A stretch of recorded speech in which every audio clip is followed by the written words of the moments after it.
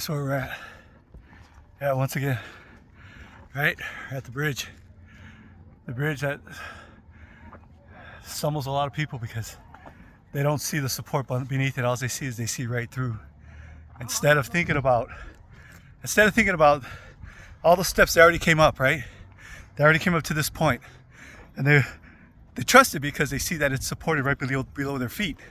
But then when you come to this bridge, you look at it, and everybody thinks like, oh no, if I miss a step, I'm gonna fall right through. Oh no, it becomes an obstacle in their life.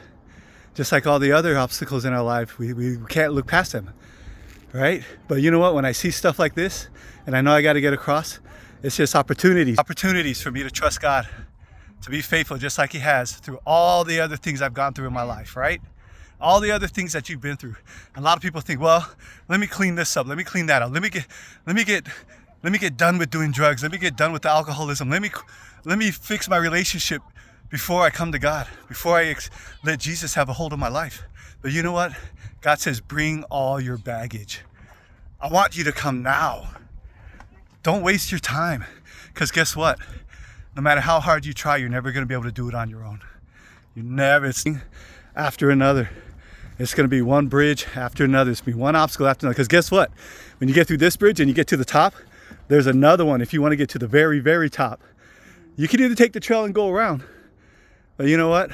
That's not trusting God in your life.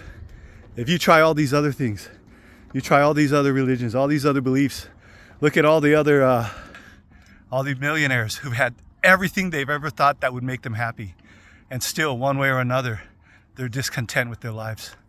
But you know what? If you put God first, if you give Him a hold of your life, I heard so many of my friends say, you know what? If I walked into church, it'd probably burn down. Or I'd probably get struck by lightning.